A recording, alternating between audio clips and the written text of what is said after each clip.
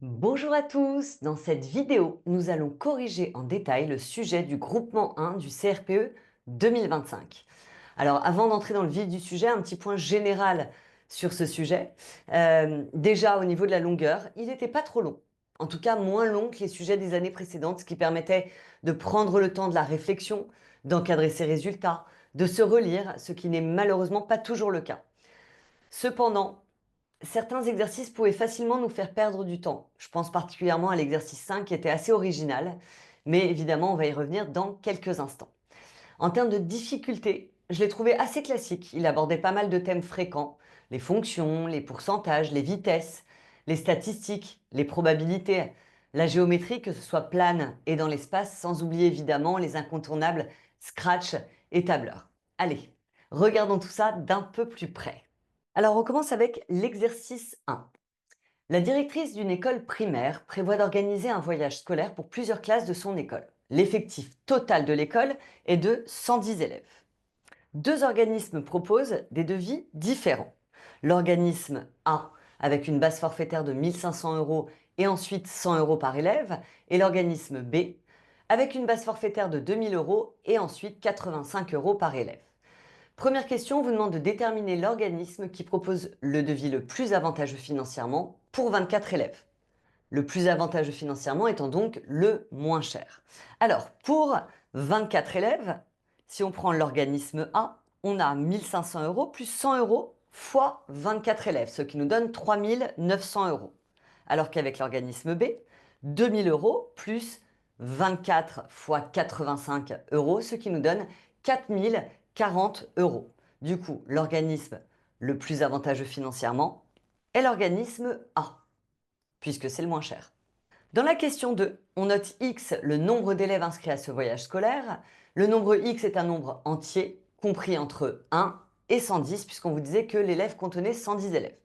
On note F, la fonction qui, au nombre d'élèves inscrits, associe le coût en euros du voyage scolaire si la directrice choisit l'organisme A. Et on note G, la fonction qui, au nombre d'élèves inscrits, associe le coût en euros du voyage si la directrice choisit l'organisme B. On nous demande de donner les expressions de f de x et de g de x, sachant que f de x, je vous rappelle que c'est 1500 euros forfaitaire et ensuite 100 euros par élève. Ça va donc nous donner f de x égale 1500 plus 100x. Et pour g, qui est l'organisme B, 2000 euros plus 85 euros par élève, c'est-à-dire 2000 plus 85x. Dans la question B, on vous demande de résoudre f de x égale 4300. Et, attention, il ne fallait pas oublier la deuxième partie de la question, interpréter la solution dans le contexte de l'exercice. Donc, on va commencer par poser l'équation f de x égale 4300, c'est-à-dire 1500 plus 100x égale 4300.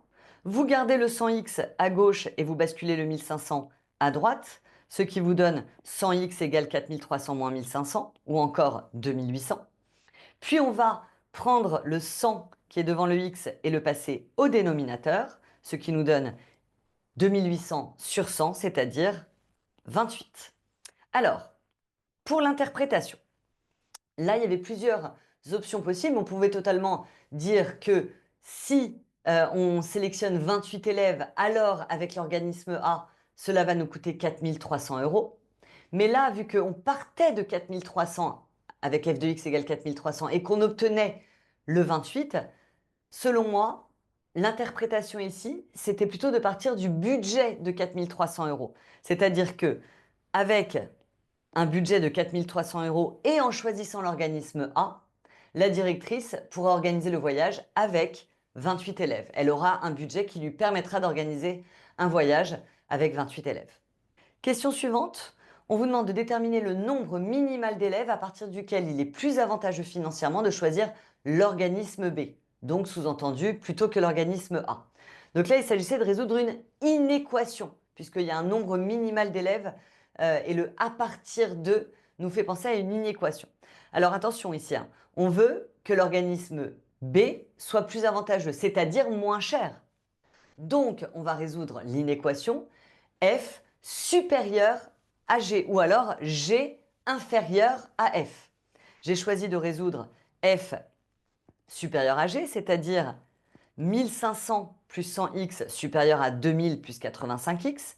Là, à nouveau, on va basculer tous les x à gauche et tout ce qui n'a pas de x à droite. Ça va donc nous donner 100x moins 85x supérieur à 2000 moins 1500, c'est-à-dire 15x supérieur à 500. On bascule le 15 en bas, ce qui nous donne 500 sur 15. Et ça, si vous le tapez à la calculatrice, en valeur exacte, ça va vous donner 100 tiers, c'est-à-dire environ 33,3. Mais attention, on cherche un nombre minimal d'élèves. On n'a pas 33,3 élèves. Donc, ici, vous devez répondre à la question avec une petite phrase, évidemment, en répondant que à partir de 34 élèves, l'organisme B est plus avantageux financièrement. Question 3. La mairie subventionne ce voyage scolaire à hauteur des 2/5 de son coût total. La coopérative scolaire prendra à sa charge 50% du reste du coût total. Et le reste sera à la charge des familles. Premièrement, on vous demande de déterminer la proportion que représente la part prise en charge par les familles par rapport au coût total. Et on vous demande de donner le résultat sous forme de fraction irréductible. Alors moi, ce que j'ai fait, ce n'était pas une obligation, mais j'ai trouvé plus cohérent de nommer le coût total du voyage. Alors on pouvait l'appeler un peu comme on veut, hein, P pour le prix total, C pour le coût total, T, moi je l'ai appelé T, mais absolument aucune importance, soit T le coût total du voyage. Et sachant que la mairie subventionne à hauteur des 2/5, automatiquement, on en déduit qu'il reste 3/5 du coût total à financer. Or, on nous dit que 50% de cette somme va être prise en charge par la coopérative. Donc, on précise bien ce point important. Il reste donc à la charge des familles, à nouveau 50% du reste, un peu comme la coopérative. Donc, 50% de 3/5 de T, c'est-à-dire 50%, ça revient à faire 1 demi. 1 demi fois 3/5, ça nous donne donc 3/10 de T. Et on a répondu à la question. Ainsi, la proportion que représente la part prise en charge par les familles par rapport au coût total est 3/10. La directrice inscrit 44 élèves à ce voyage et choisit l'organisme B. Donc 44 élèves et l'organisme B, qui je vous rappelle est la fonction G. Calculer le montant par élève financé par la coopérative. Il fallait faire attention là de bien tout lire et on nous demande d'arrondir le résultat à l'euro près. Plein de choses là sur lesquelles il faut faire attention, être vigilant et être concentré. On va d'abord déterminer le coût total généré par ce voyage de manière générale avec l'organisme B évidemment. Donc on sait que l'organisme B c'est la fonction G. Donc G de 44 qui nous donne 2000 plus 85 fois 44. On obtient donc un résultat de 5 740 euros. Et d'après la question précédente, on a vu que la coopérative financerait 3/10, comme les familles d'ailleurs, de ce montant total. Donc, d'après la question précédente, la coopérative en finance 3/10. On va donc calculer 3/10 de 5 740, ce qui nous donne 1722 euros. Mais attention, non, ce que vous voulez, c'est le montant par élève. Donc, on va diviser par les 44 élèves qui vont faire le voyage. Ça va donc nous donner 1722 euros sur 44, qui fait environ 39,14 euros, mais on nous demandait d'arrondir à l'euro, donc 39 euros arrondi à l'unité. Et on passe à l'exercice 2. Alors, pour cet exercice 2, ici, on était vraiment sur les probabilités, mais finalement des probabilités relativement simples. On nous dit qu'une enseignante met à disposition de chaque élève 3 jetons équilibrés. Donc, pas de piège, pas de jetons pipés, pas de jetons un peu bizarres. Ici, on a 3 jetons équilibrés et sur chaque jeton, le nombre 1 est inscrit sur une des faces et le nombre 0 sur l'autre face. Alors là, moi, j'ai choisi d'illustrer la situation à l'aide d'un arbre pondéré, un arbre de probabilité pondéré. Ça n'était absolument pas une obligation. Mais c'est vrai que illustrer dans le cadre des probabilités, c'est toujours plus agréable pour votre correcteur. Donc là, l'option du tableau à double entrée n'était pas du tout envisageable puisqu'on a 3 tirages. Donc du coup, on ne peut pas représenter ça avec un tableau à double entrée. Donc vous n'aviez pas le choix, si vous souhaitiez illustrer comme moi, de passer par un arbre pondéré. Donc illustrons la situation à l'aide d'un arbre pondéré.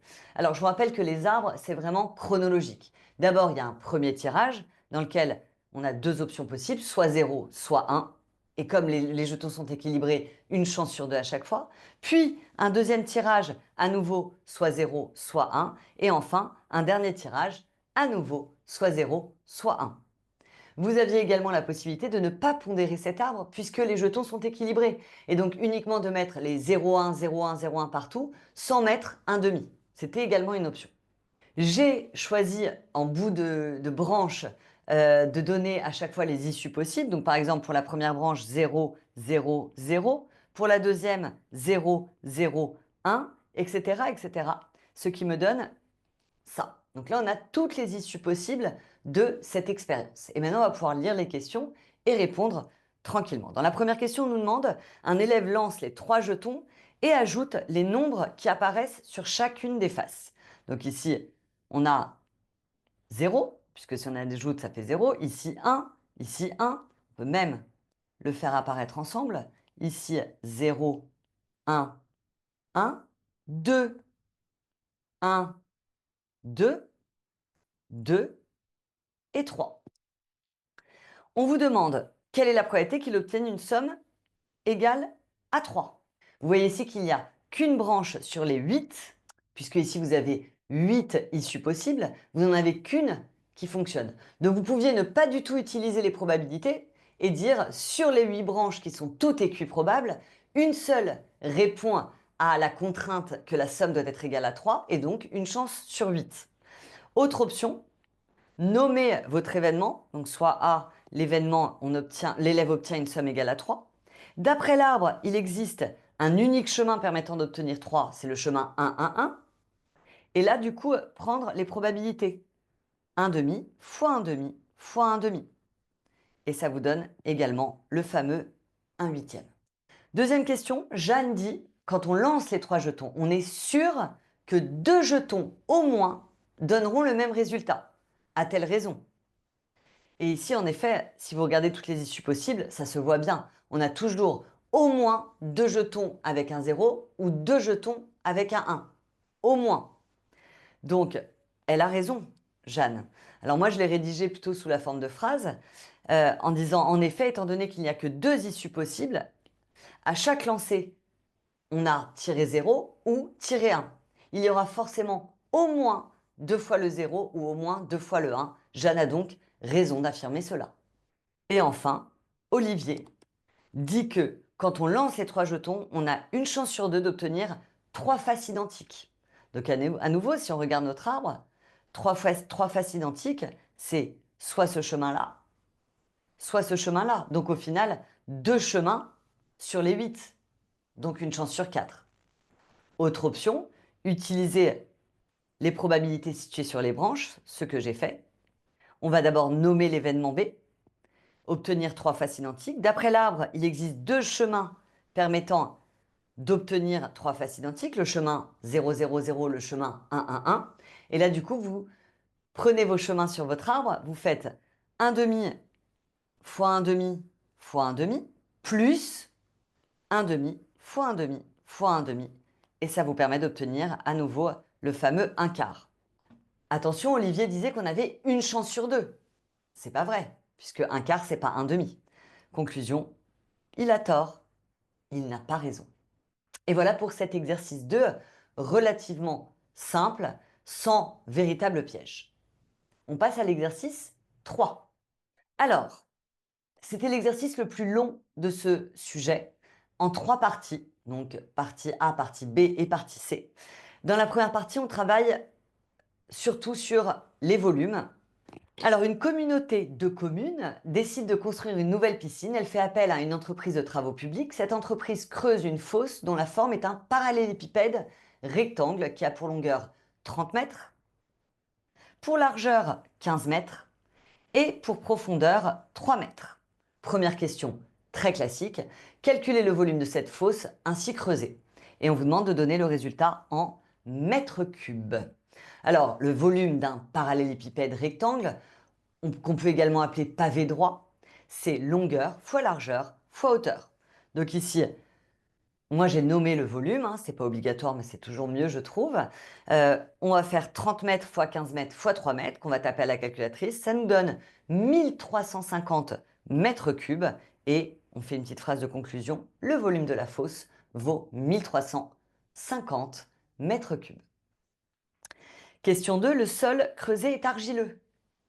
En raison du foisonnement, phénomène qui se produit lorsque la matière augmente de volume après avoir été retirée du terrain, le volume de terre qui a été retiré de la fosse augmente de 25%.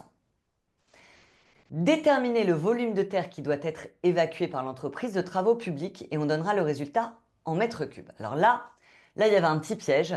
Pourquoi? Parce que souvent on retient que quand les longueurs sont multipliées par un coefficient K, augmenté, diminué, alors le volume, lui, est multiplié par K au cube.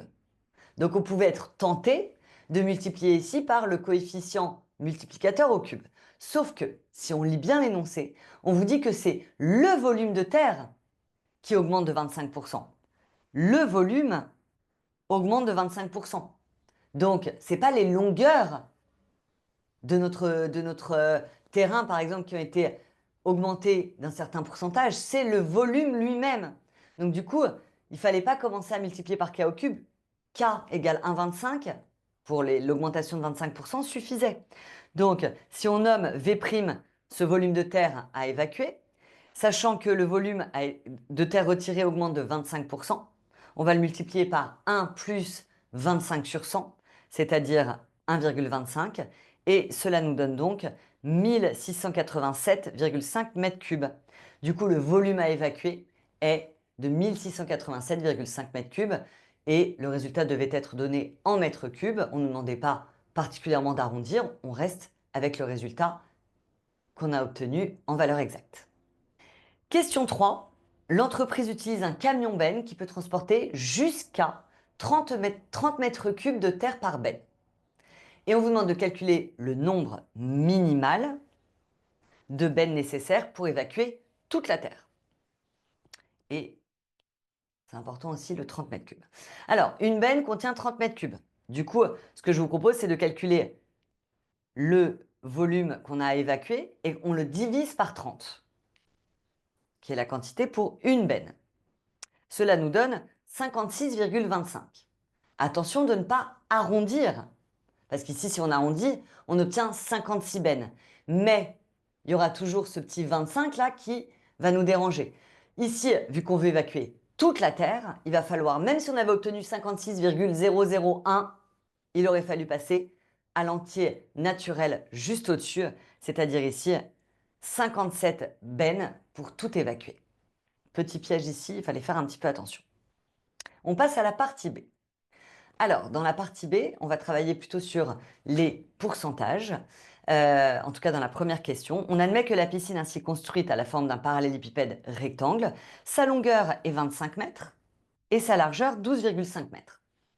On n'a pas la hauteur de la piscine. On remplit la piscine avec 562 100 litres d'eau à 12 degrés et un système de chauffage permet d'augmenter la température de l'eau à 25 degrés. Donc là, on est quasiment sur des sciences, hein. Le volume d'eau augmente sous l'effet de la chaleur. La piscine contient alors non pas 562 100 litres, mais 564 000 litres lorsqu'on est à 25 degrés. Première question très classique, déterminer le pourcentage d'augmentation du volume d'eau de la piscine dû à la chaleur. Et on vous demande de donner le résultat sous la forme P%, où P est arrondi au centième. Donc P arrondi au centième. Donc là, ce que je vous propose, c'est d'utiliser la formule bien connue de tout le monde, valeur d'arrivée moins valeur de départ, sur valeur de départ, qui va vous donner le pourcentage d'évolution, en l'occurrence ici d'augmentation. Donc, utilisons la formule VA moins VD sur VD, avec VD valeur de départ 562 100 litres et VA valeur d'arrivée 564 000 litres. Et on applique cette formule tout simplement. Donc ça nous donne 564 000 moins 562 100 sur 562 100. Et ça, si vous le tapez à la calculatrice, vous allez obtenir environ 0,00338. Environ, hein. Nous, ce qu'on veut, c'est sous la forme P%. Donc, il suffit de décaler la virgule de 2 crans, tac, tac. On obtient donc 0,338, mais comme on doit être arrondi au centième, alors ça nous donne 0,34% environ. Et puis, s'il vous reste un petit peu de temps, on fait une petite phrase de conclusion. Ainsi, le pourcentage d'augmentation du volume d'eau dû à la chaleur est d'environ 0,34%. Question suivante qui pouvait être un peu déstabilisante, mais si on prend son temps, tout va bien. On vous demandait la hauteur de l'eau dans cette piscine lorsque l'eau est chauffée à 25 degrés, c'est-à-dire lorsque le volume d'eau est de 564 000 litres d'eau. Donc là, on a le volume, mais on n'a pas la hauteur. Alors, j'ai donné à nouveau un nom à ce volume, je l'ai appelé V1, le volume d'eau à 25 degrés. D'après l'énoncé, V1 vaut 564 000 litres. Et attention, j'ai mis cette valeur en litres, je l'ai tout de suite convertie en mètres cubes. Pourquoi? Parce que la valeur de la longueur et de la largeur de la piscine sont données en mètres. Donc du coup, pour éviter de m'embrouiller avec les unités, je suis tout de suite passé en mètres cubes. Je vous rappelle que 1000 litres valent 1 mètre cube. Alors, j'ai ensuite donné un nom à cette hauteur. On aurait pu l'appeler X. Personnellement, j'ai fait le choix de l'appeler H. Donc, soit H, la hauteur de l'eau dans cette piscine. Et là, du coup, j'ai posé que V1 valait 25 mètres la longueur, fois 12,5 mètres la largeur, fois la hauteur. Et maintenant, il ne nous reste plus qu'à isoler H. Pour ça, vous allez prendre ces deux valeurs que vous allez passer au dénominateur. Sauf que moi, j'aime bien avoir mon inconnu sur la gauche. Donc, ça me donne H est égal à le volume V1, 564 mètres cubes, qu'on va diviser par 25 mètres fois 12,5 mètres. Donc ici, vous voyez, vous avez des mètres cubes en haut et des mètres carrés en bas. Et on va donc obtenir effectivement des mètres. Attention, on vous demandait de donner le résultat en mètres, arrondi au centimètre. Donc là, on est en mètres, sauf que pour arrondir au centimètre, vous allez décaler, enfin vous allez arrondir à 2 chiffres après la virgule. Pourquoi? Parce que pour passer de la colonne mètre à la colonne centimètre, vous avez 2 crans, les décimètres puis les centimètres. Donc on arrondit à 2 chiffres après la virgule, et étant donné que vous avez ici un 4, ça nous fait donc environ 1,80 mètres arrondi au centimètre. Passons à la partie C, la partie la plus longue de ce fameux exercice 3. Alors, dans la partie C, on nous dit qu'un professeur d'une classe de CM2 organise un cycle d'apprentissage pour la natation. On rappelle que la longueur de la piscine est de 25 mètres. Hop.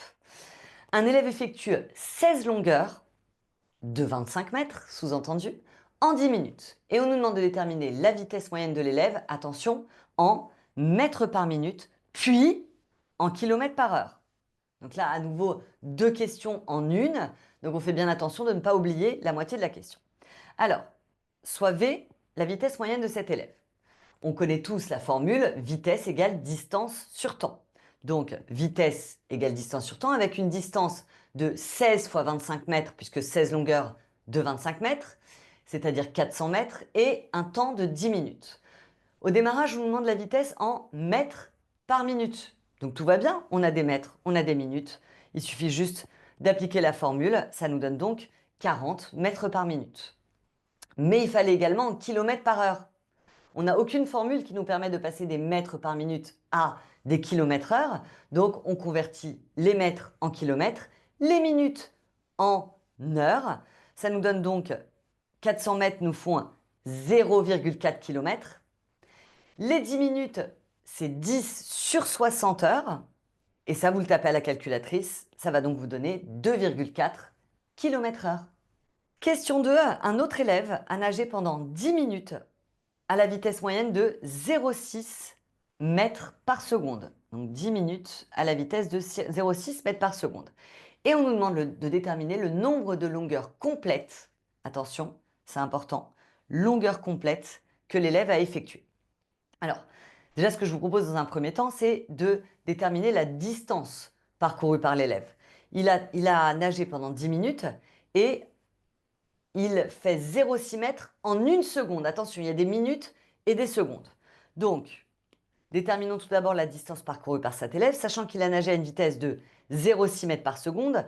En 10 minutes, c'est-à-dire en 600 secondes, 10 fois 60 secondes, il va donc parcourir 0,6 mètres fois 600 secondes, c'est-à-dire 360 mètres.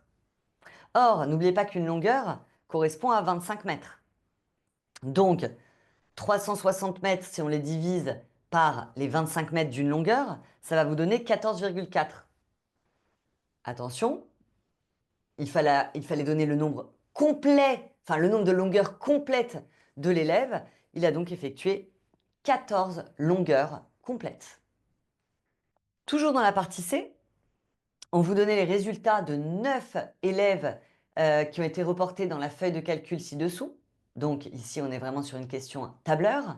Avec donc les 9 élèves, on étudie bien ce qu'on nous donne dans le tableau. Dans cette première ligne, enfin la ligne 2, on nous donne le nombre de longueurs effectuées, donc 15 longueurs, 14 longueurs, 10 longueurs, 11 longueurs. On voit qu'ici, il n'y a pas d'ordre respecté. Et dans la ligne d'en dessous, on nous demande la distance parcourue en mètres. Indiquez la formule à saisir dans la cellule B3, B3, c'est-à-dire ici, de telle sorte qu'elle puisse être recopiée vers la droite pour effectuer le calcul de la distance parcourue par chaque élève. Donc là, en gros, on doit lui montrer l'exemple à notre tableur sur la première case, et ensuite, il fera la même chose pour toutes les autres cases. Donc là, du coup, ce qu'il faut faire, c'est prendre la longueur, le nombre de longueurs effectuées, multiplier par 25 mètres, mais comme ici le résultat est en mètres, il suffit juste de multiplier par 25.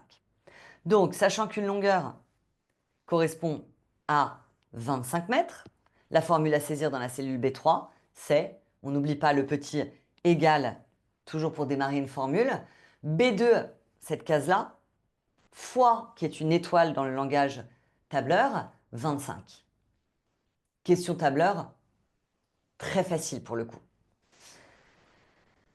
Calculez la proportion d'élèves ayant parcouru 12 longueurs ou plus. 12 longueurs ou plus. Et on nous demande de donner le résultat sous la forme d'une fraction irréductible. Alors moi, ce que j'ai fait, parce que je savais que ça allait me servir par la suite, c'est dès le début, je décide de ranger les valeurs situées ici dans l'ordre croissant. Comme ça, elles sont toutes visibles. Ici, il y avait un petit piège quand même dans cet exercice pour les élèves qui ont l'habitude de faire des exercices de statistiques, c'est d'imaginer que les valeurs ici étaient des effectifs. Attention, ce n'était absolument pas le cas. Les valeurs qui nous permettent de trouver la distance parcourue par chaque élève, finalement, ne servent absolument à rien pour la suite de l'exercice. Les valeurs intéressantes ici, elles sont là, et en fait, c'est des valeurs uniques. Le 15, le 14, le 10, sans effectif. Donc finalement, des valeurs assez facile comme exercice de statistique, il fallait juste pas se tromper avec ça. Si on les range dans l'ordre croissant, on obtient 10, 11, 11, 12, 13, 14, 14, 15, 16. On vérifie bien qu'on en a bien 9, évidemment, pour essayer de ne pas en oublier, ça serait vraiment dommage. Et on observe ainsi que sur les 9 élèves, regardez bien, il y en a ici 6 qui ont parcouru 12 longueurs ou plus. Donc, on observe que sur les 9 élèves, 6 ont parcouru 12 longueurs ou plus, d'où une proportion, puisqu'on parle de proportion ici, c'est un peu une probabilité, 6 sur 9, c'est-à-dire fraction irréductible 2 tiers. Dans la question C, on vous demande de déterminer la médiane du nombre de longueurs effectuées par ce groupe d'élèves. Donc, à nouveau, si on reprend ici les valeurs rangées dans l'ordre, la médiane, c'est vraiment la valeur qui est située en plein milieu. Lorsque l'effectif total est impair, c'est relativement simple, il s'agit vraiment de la valeur située au milieu. Si on prend ici 4 élèves d'un côté et 4 élèves de l'autre, la médiane est située en plein milieu. Donc, sachant que l'effectif total de la série est 9, la médiane correspond à la 5e valeur de la série ordonnée, c'est-à-dire 13. Alors attention, on nous demandait ici d'interpréter cette valeur dans le contexte de l'exercice. Je vous rappelle que la médiane est la valeur qui coupe en deux votre série. Et donc, au niveau de l'interprétation, il suffisait juste de dire que au moins 5% des élèves ont effectué moins de 13 longueurs. On pouvait s'arrêter là. On pouvait également rajouter que du coup, au moins 50% des élèves ont effectué plus de 13 longueurs. Une des deux phrases était suffisante. Dans la question suivante, la question D, on vous demandait de déterminer le nombre moyen de longueurs effectuées par élève dans ce groupe. Donc là, question très classique, question moyenne. Je l'ai nommé X bar, le nombre moyen de longueurs effectuées par l'élève. Et là, on pose bien le calcul avec donc 10 plus 11, etc., etc., divisé par le nombre total d'élèves, c'est-à-dire 9. On obtient 116 sur 9, c'est-à-dire environ 12,9. On vous demandait d'arrondir le résultat au dixième. Un chiffre après la virgule. Si on a le temps, on met une petite phrase de conclusion. Le nombre moyen de longueurs effectuées par élève dans ce groupe est d'environ 12,9 arrondi au dixième. Dans la question suivante, on vous dit qu'un élève était absent lors de cette séance. Calculez le nombre de longueurs qu'il aurait dû parcourir pour que le nombre moyen de longueurs effectuées par élève soit non pas 12,9 mais 13. Alors là, moi j'ai nommé avec une lettre à nouveau le nombre de longueurs que l'élève doit parcourir pour que la moyenne passe à 13. Et là, il fallait résoudre une petite équation. Je vous rappelle que ici, si on faisait la somme de toutes les longueurs, on obtenait 116. C'est l'intérêt de passer par cette étape-là. Si je rajoute l'élève qui lui a fait x longueurs, on va obtenir 116 plus x. Et attention, il n'y a pas 9 élèves, mais là, on a un élève en plus, donc 10 élèves. Donc résolvons 116 plus x sur 10, sur 9 plus 1, égale 13. Prenez le 9 plus 1, là, le 10, passez-le en haut à côté du 13, ça vous donne donc 116 plus x égale 13 fois 10, 130. On bascule le 116 à droite pour obtenir x seul, ce qu'on recherche. Ça nous donne donc x égale 130 moins 116, c'est-à-dire 14. L'élève devra donc parcourir 14 longueurs pour que la moyenne de la classe passe à 13. Et c'est fini pour cet exercice 3. On passe à l'exercice 4. Alors moi, j'ai adoré cet exercice, je l'ai trouvé hyper intéressant. Donc dans cet exercice, vraiment, on travaille sur les ensembles de nombres. Ce que j'appelle, je vous invite d'ailleurs à aller voir le b.a.-ba sur les ensembles de nombres sur ma chaîne YouTube, ce que j'appelle le nez du curé. Donc d'abord les entiers naturels, puis les entiers relatifs, puis les décimaux, les rationnels et les réels. Alors je ne ferai pas tout un rappel de cours dessus dans cette vidéo. Je vous invite à aller encore une fois voir cette vidéo pour vous assurer que vous maîtrisez bien toutes ces notions. Et on va prendre tranquillement les questions dans l'ordre. Donc, on considère A, B, C, D et E des nombres entiers, naturels, non nuls. Très important. Donc, A, B, C, D, E sont des entiers naturels non nuls. Première question, on vous demande de donner une valeur de A pour laquelle A sur 45 est un entier naturel. Une valeur. On ne vous demandez pas d'énumérer tout un tas de valeurs. Vous ne gagnerez pas plus de points à en mettre 10. Une seule valeur qui va vous permettre de trouver A sur 45 entier naturel. Et moi, ce qui m'est sauté à l'œil directement, c'était tout de suite de dire A égale 45. Pourquoi? Parce que si je prends A égale 45, ça me fait 45 sur 45. Et 45 sur 45, ça fait 1, qui est un entier naturel. Donc tout va bien. Donc, si vous prenez A égale 45, on obtient A sur 45 égale 45 sur 45 qui vaut 1. C'est un entier naturel et c'est fini. Alors, bien entendu, ce n'était pas du tout la seule valeur possible. Tous les multiples de 45 fonctionnaient. 90, 90 sur 45, ça faisait 2. 135, 135 sur 45, ça faisait 3. 180 sur 45, ça faisait 4. Donc, vous pouviez choisir une infinité de valeurs ici. On vous en demandait une, pas besoin d'en donner plus. Question de déterminer toutes les valeurs de B.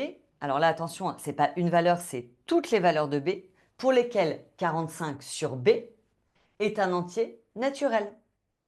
Et là, c'est la seule fois de l'exercice qu'on vous demande de justifier la réponse. Donc là, il fallait un petit peu plus s'attarder sur la justification. Ça sous-entendait également que pour les autres questions, on n'attendait pas de vous une grande justification. Alors, pour que 45 sur B soit un entier naturel, en fait, il fallait juste déterminer tous les diviseurs de 45. Si je prends 45 divisé par un de ces diviseurs, automatiquement, par définition, je vais obtenir un entier naturel. Alors, déterminons tous les diviseurs de 45. Là, j'ai fait quelque chose qui n'était pas obligatoire. Moi, pour déterminer tous les diviseurs, j'ai tellement peur d'en oublier que je commence par faire la décomposition en facteurs premiers. Donc, 45, sa décomposition, c'est 3 au carré fois 5. Je prends les puissances, donc ici 2 et ici un 1 invisible, mais il est là. Je leur ajoute 1, donc le 2 devient 3, le 1 devient 2. Et 3 fois 2, ça veut dire qu'il y a 6 diviseurs. Donc, 45 possède 6 diviseurs. Ce n'était pas du tout obligatoire de faire cette étape-là. Vous pouviez directement trouver les 6 diviseurs sans passer par cette étape-là. Vous prenez juste un petit risque d'en oublier un au passage. Donc, moi, je préfère le faire.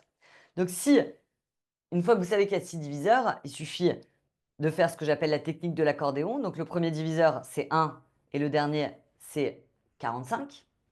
Ensuite, 45 n'est pas divisible par 2. 45 est divisible par 3. Et 45 divisé par 3, ça fait 15. On en a déjà 4. Ensuite, 45 est divisible par 5, pas par 4, mais par 5. Et ça fait 5 fois 9. Donc, voilà les 6 diviseurs. Du coup, les valeurs possibles, c'est 1, 3, 5, 9, 15 et 45.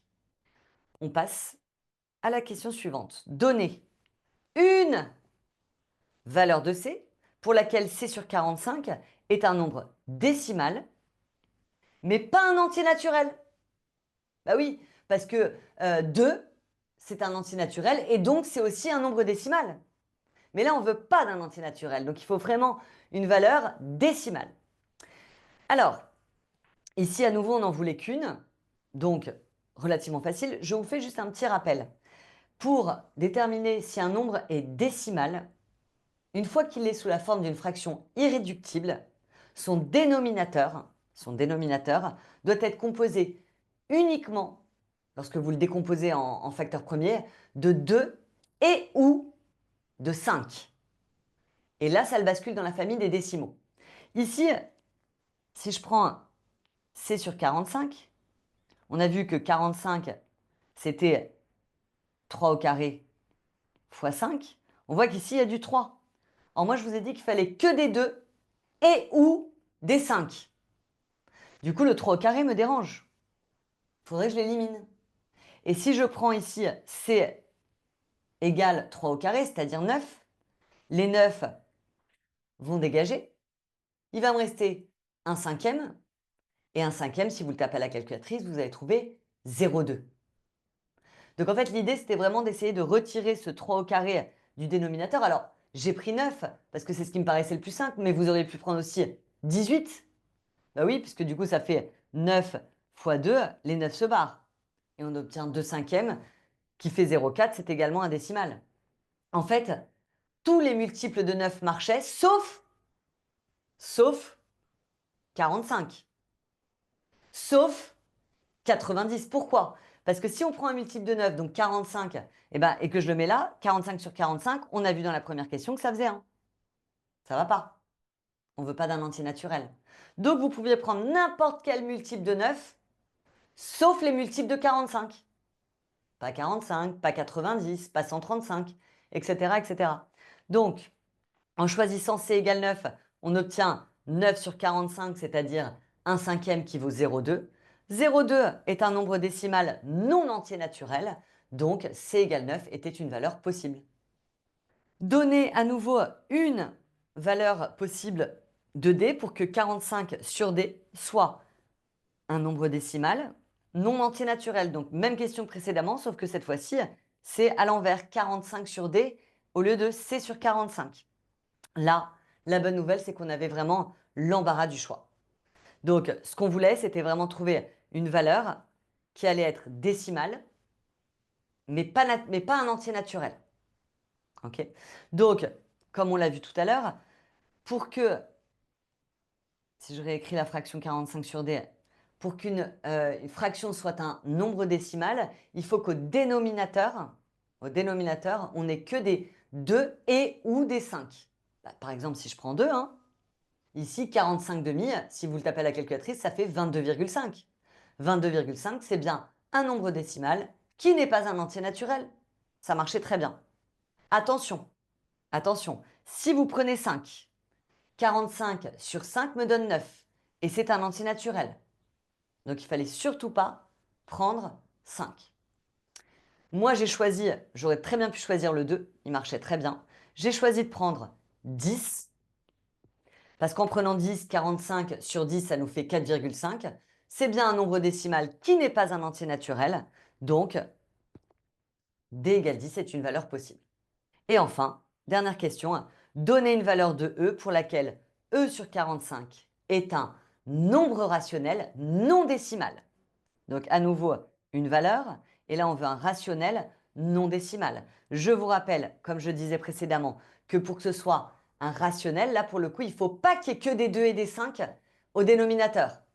En l'état actuel, e sur 45, c'est e sur 3 au carré fois 5.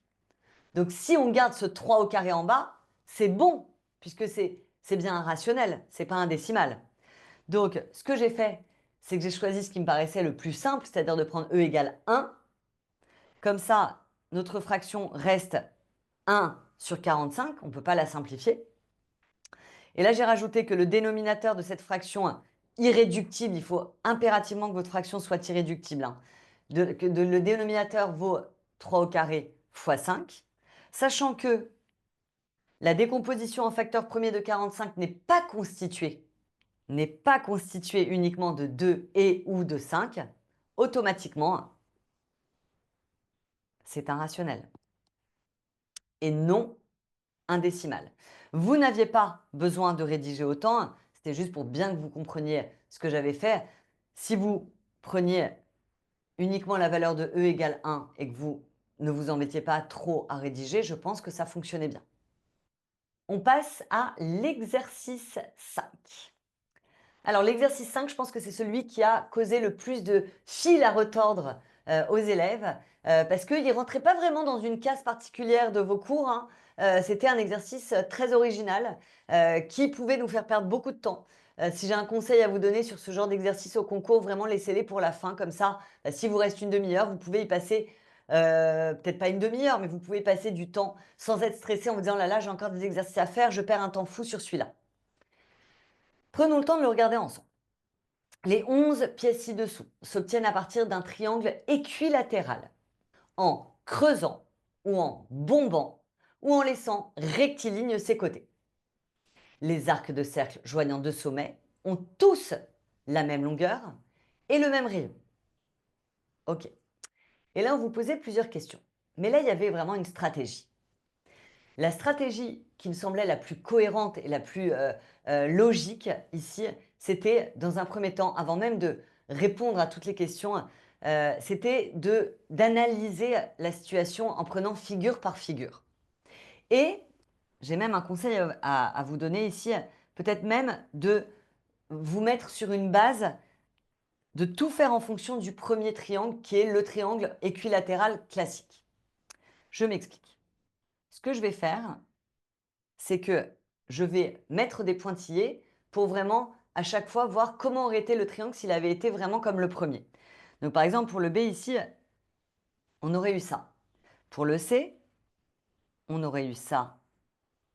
Pour le D, quelque chose comme ça. Pour le E, comme ça. Pour le F, pour le G, on ferait quelque chose comme ça. Pour le I. Et vous allez voir que ça va énormément aider de se faire ça. OK. Et maintenant, ce que je vous propose, c'est de regarder pour chaque figure en prenant comme base le triangle numéro 1, enfin le A. On va dire que ici, l'air, c'est A. On va l'appeler A. Il y a une bonne nouvelle quand même hein, dans cet exercice, c'est qu'aucune justification n'était demandée. Donc, vous allez voir qu'au niveau de la rédaction, on ne va pas se casser la tête. Là, c'est juste pour bien vous expliquer comment ça fonctionnait. Donc, le triangle B, regardez bien. À chaque fois, comme à chaque fois on nous dit que c'est le même arc, ici, c'est ce petit bout-là, là, qui est là, qui va être en surplus. Alors peut-être plusieurs fois, mais il va être en surplus. Donc moi, ce que je vous propose de faire ici, c'est de donner un nom à ce petit surplus. Je vais l'appeler X. Du coup, ici, on a l'air plus X. Ici, on a l'air plus 1, 2, 3X. Ici, on a l'air plus 2X. Ici, attention, on a l'air moins X, puisque ici, on creuse. Ici, on a l'air moins 2X. Ici, alors là, c'est marrant parce qu'en fait, on a retiré X, mais on remet X ici. Donc finalement, on retombe sur l'air. Si vous voulez, on fait moins X plus X. Donc, l'air. Ici, l'air moins 3X, puisqu'on a creusé 3 morceaux. Ici, vous avez celui-ci et celui-ci qui vont se compenser, mais il y en a quand même un en moins. Donc, l'air moins X. Ici, on a celui-ci et celui-ci qui se compensent, mais un en plus. Donc, l'air plus X. Et enfin, celui-ci. Ici, on va avoir à nouveau ce bout-là et ce bout-là qui se compensent. Et ça va donc nous faire l'air du triangle initial. Ça, c'est pour les airs. Donc déjà, on peut répondre aux deux premières questions, hein. Indiquer la figure qui a le plus grand R, eh ben, c'est la figure C. On rédigera après. Et le plus petit, c'est la figure H, A, moins 3x. Alors vous allez me dire, bah, franchement, tu t'es cassé la tête, hein, parce que vraiment, ça se voyait. Mais vous allez voir que pour la suite, ce que je fais là est intéressant. Je passe à présent au périmètre. Alors, ce que je vais faire ici pour le périmètre, c'est que je vais nommer le côté du triangle équilatéral en l'appelant C. Ici, le périmètre, du coup, vaut C plus C plus C, 3C. Ici, vous avez ce petit arc qui est là, et on nous dit dans l'énoncé que les arcs de cercle joignant deux sommets ont tous la même longueur. Donc, je vais également donner un nom à un arc de cercle. Donc, ce petit arc ici, je vais l'appeler par exemple un L. Et grâce à ça, vous allez voir qu'on va pouvoir déterminer, même si c'est avec des lettres, hein, le périmètre de chaque figure. Pour la figure B, le périmètre, c'est donc 1C, 1C, 1L, c'est-à-dire 2C plus L. Ici, on a 3L. Ici, on a 1C plus 2L. Ici, on a 2C plus 1L, puisque là, même si c'est creusé, c'est la même longueur que celui-là, hein. Ici, on a 1C plus 2L. Ici, 1C plus 2L à nouveau. Ici, 3 fois L. Ici, à nouveau 3 fois L. Ici, à nouveau 3 fois L. Et enfin, le petit dernier, 1C plus 2L. Et maintenant qu'on a fait ça, vous allez voir que l'exercice devient extrêmement simple. On va reprendre les questions avec le petit tableau devant les yeux. Donc, première question, indiquer la figure qui a la plus grande R. Donc ici, on l'a vu tout à l'heure, hein, la plus grande R, c'était donc la figure C avec A plus 3x. Alors que la figure ayant la plus petite R, c'était la figure H avec A moins 3x. Ça, c'était visible à l'œil nu. Maintenant, c'est la question 3 et la question 4 qui m'intéressent. Indiquer 4 figures qui ont le même périmètre et des aires différentes. Donc, même périmètre, et là vous devez un petit peu analyser votre tableau, mais des aires différentes. Et si vous regardez bien votre tableau, et que vous prenez bien votre temps, vous allez voir que les figures C avec un périmètre de 3L, I, J et H ont le même périmètre. Il fallait 4 figures, hein. Alors vous allez me dire, mais oui, mais il y avait aussi ici le C plus 2L, C plus 2L, C plus 2L. Non, il n'y en avait que 3. Donc du coup, c'était vraiment les seuls qui avaient 1, 2, 3, 4 fois le même périmètre et des aires différentes. A plus 3x, A moins 3x, A moins x, A plus x. Donc, les cas de figure concernés, c'était donc C, H, I et J. Vous avez vu avec le tableau devant les yeux, ça devient un jeu d'enfant. Et dernière question qui pouvait être aussi un peu biscornue, indiquer 3 paires de figures qui ont la même aire, mais des périmètres différents. Et attention, on nous rajoutait une petite contrainte, hein, sinon c'est pas marrant. Hein. Chaque figure ne peut être citée qu'une seule fois. Donc il nous faut même aire, mais périmètres différents.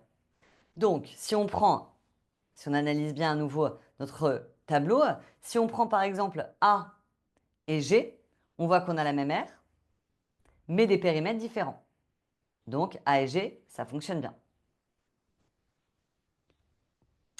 Ensuite, si on prend B et J, on a à nouveau la même aire et des périmètres différents. Donc, deuxième couple possible, B et J. Et enfin, si on prend E et I, même aire et périmètre différent. On a notre troisième couple. Donc, si on était bien organisé et si on avait la technique, il n'était pas si dur que ça. Mais effectivement, il ne fallait pas stresser de perdre du temps, etc. On passe au dernier exercice, l'exercice 6, qui lui va être en rapport avec la géométrie dans l'espace, de la géométrie plane aussi, hein, et des patrons pour finir sur un exercice sur Scratch. On considère la pyramide régulière SABCD, représentée ci-contre. La base de la pyramide SABCD est un carré ABCD de côté 4 cm.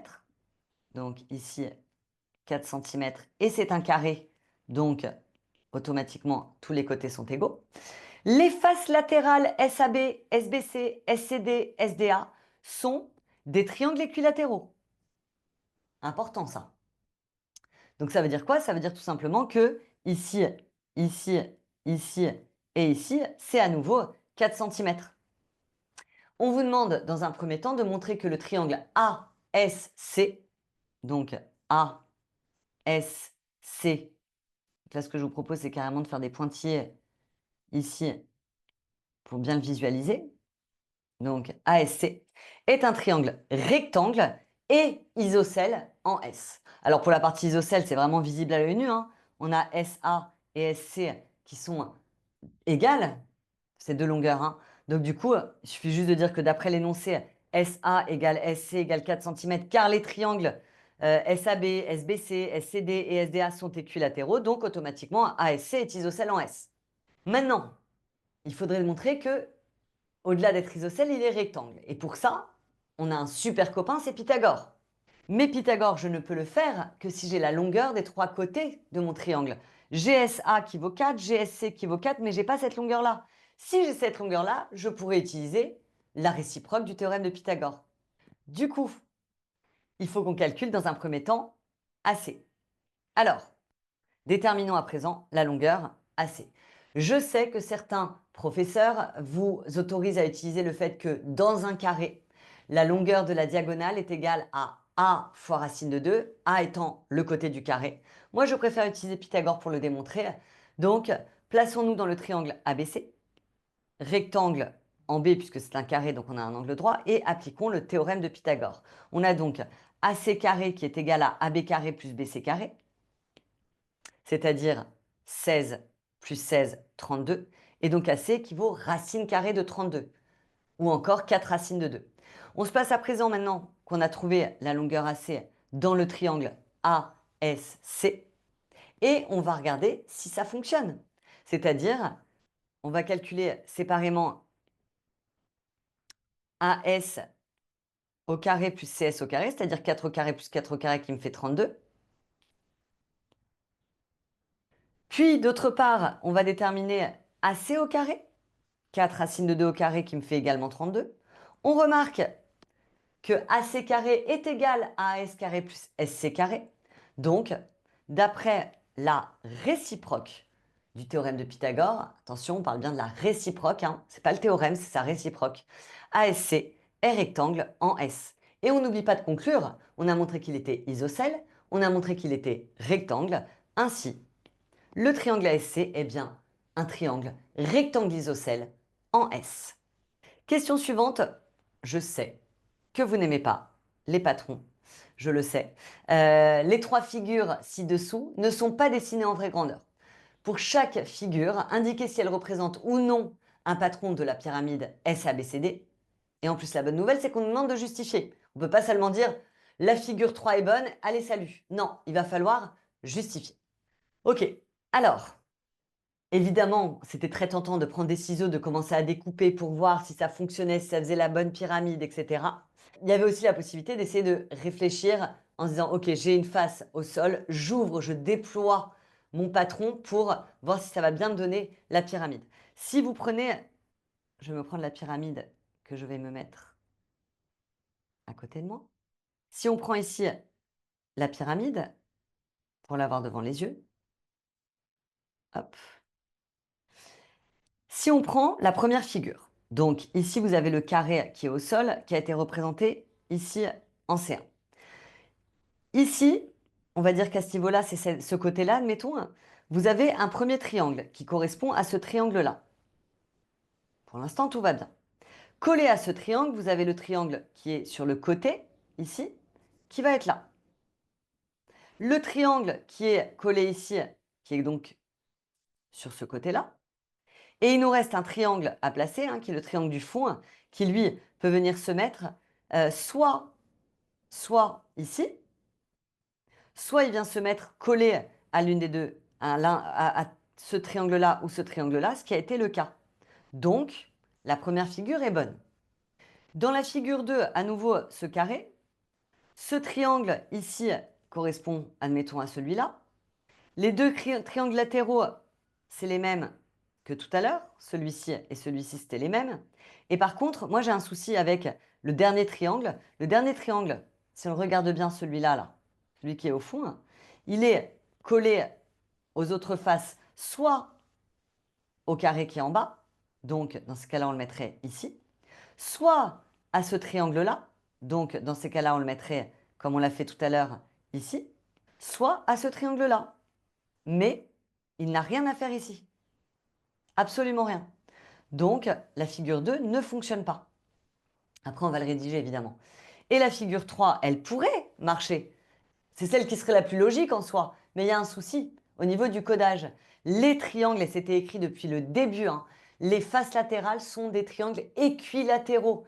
Or là, on voit bien que ce n'est pas des triangles équilatéraux puisque ça devrait être avec deux petits traits, comme ici et ici. Donc la figure 3, c'était la plus facile à éliminer. Alors, regardons au niveau de la rédaction comment rédiger tout ça. Parmi les trois figures proposées, seule la figure 1 représente un patron de la pyramide SABCD.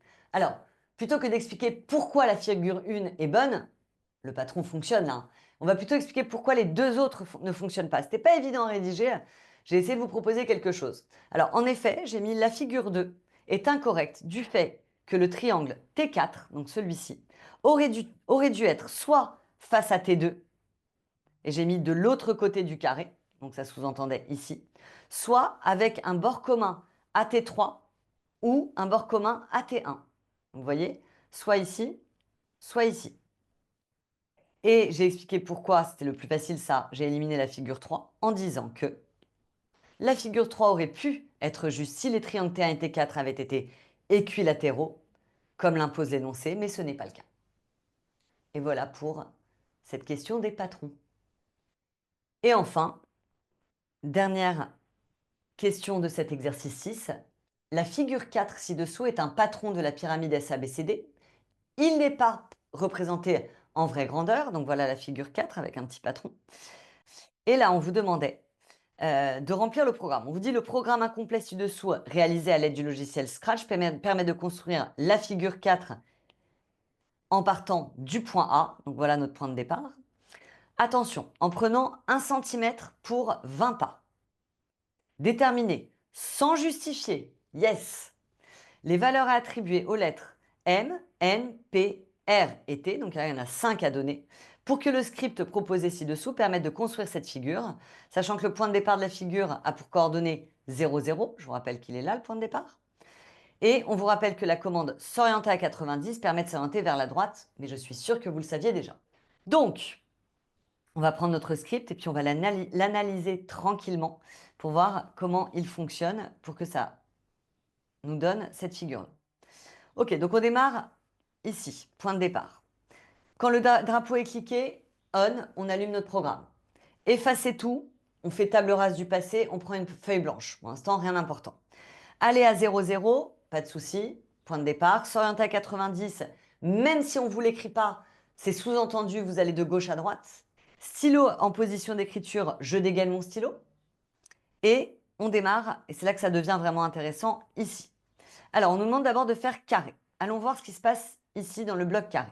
Le bloc carré, c'est répéter 4 fois j'avance de M, puis au lieu d'aller tout droit, je tourne dans ce sens-là de N degrés. Donc là, en fait, on veut vraiment tracer ce carré. Hein. C'est écrit, hein, carré. Donc, vous devez avancer de 4 cm, mais attention, 1 cm, c'est 20 pas. Donc, 4 cm, c'est 4 fois 20, 80 pas. Donc ici, on va devoir avancer de, je me le mets au crayon papier, après on le rédigera, 80 pas. Ensuite, on vous demande de tourner dans le sens des aiguilles d'une montre, dans le sens horaire, dans le sens indirect, hein, 3 manières de l'appeler. Ici, donc là, c'était 90 degrés. OK. Donc, on reprend. On est ici, on doit faire le carré. Donc, on était point de départ, j'avance, je tourne. J'avance, je tourne. J'avance, je tourne. J'avance, je tourne. Attention de bien aller jusqu'au bout, je tourne à la fin. Donc, ce qui veut dire que ici, on se resitue au point de départ là, et on est dans ce sens-là. C'est important. OK? Donc, on est comme ça. Maintenant, on nous demande de répéter un certain nombre de fois. Arrête latérale et ensuite de tourner dans le sens horaire de 30 degrés. Ça a l'air de se compliquer un petit peu, on va prendre notre temps. Définir arrête latérale. Alors, arrête latérale, qu'est-ce que c'est? C'est je tourne. Donc moi, je vous rappelle que j'étais ici, j'avais déjà fait le carré. Hein. On peut même le mettre ici en rose, ça a été fait. On a déjà une partie de notre figure. Ok, je suis ici, je suis orienté comme ça. J'ai besoin de tourner dans le sens contraire des aiguilles d'une montre d'un certain nombre de degrés, puis d'avancer d'un certain nombre de pas, puis de tourner de 120 degrés et d'avancer de 80 pas. Ok. Moi, ce que je comprends, c'est qu'en gros, ils veulent faire ça et ça. Donc, nous, comme on était ici, déjà, première chose, bien s'orienter, parce que là, si j'avance sans tourner, ça va repartir dans ce sens-là. Donc, il faut s'orienter et tourner comme ça.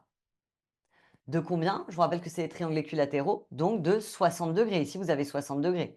Donc, tourner de 60 degrés, attention, dans le sens contraire des aiguilles d'une montre, là. Hein. Ensuite, on va avancer de cette longueur-là, mais depuis tout à l'heure, on a vu que cette longueur-là, c'était le fameux 4 cm, donc 80 pas. Donc, à nouveau, 80 pas. Puis, heureusement qu'il ne nous l'avait pas demandé celui-là, parce que je pense qu'il y aurait eu pas mal de fautes, il fallait tourner de 120. Parce que là, en fait, regardez, vous êtes orienté comme ça, vous avancez de 80. Et là, au lieu d'aller tout droit, vous devez tourner pour vous orienter comme ça, avant de réavancer de 80. Pourquoi 120? Tout simplement parce que regardez, là, vous auriez un angle plat. Ici, vous avez 60 degrés, donc automatiquement, toute cette partie-là, c'est 120 degrés. OK? Donc, si je reprends l'arête latérale, ça me fait, j'étais comme ça, je tourne de 60 degrés, j'avance de 80, je tourne de 120 degrés, j'avance de 80. Je suis donc situé ici, quand j'ai fait la première arête latérale. Maintenant, je suis là, mais attention, hein, si on ne me dit rien, moi j'avance comme ça, dans la continuité de ce côté en fait. Sauf que là, ils nous disent, attends, attends, attends, tu vas tourner dans le sens des aiguilles d'une montre de 30 degrés. Et en fait, ici, si vous étiez comme ça, vous êtes en plein milieu de l'angle qui vaut 60. Donc là, en fait, vous tournez de 30 pour vous remettre comme ça, en fait. Ici. Il vous repositionne correctement, en fait. Et après, on est reparti pour je tourne de 60, tac, j'avance. Je tourne de 120, tac, j'avance. Et on va faire ça du coup 1, 2, 3 et 4. Donc 4 fois. Et du coup, il ne reste plus qu'à rédiger une petite phrase, mais comme c'était sans justifier le bonheur, il n'y avait rien à raconter, hein. Fallait juste dire, voici les valeurs à attribuer aux lettres M, N, P, R et T pour que le script permette de construire la figure. Et là, vous mettez M, N, P, R et T. Et c'est la fin de la correction de ce sujet du CRPE 2025, groupement 1. Je vous souhaite une excellente continuation à tous. Bye bye tout le monde.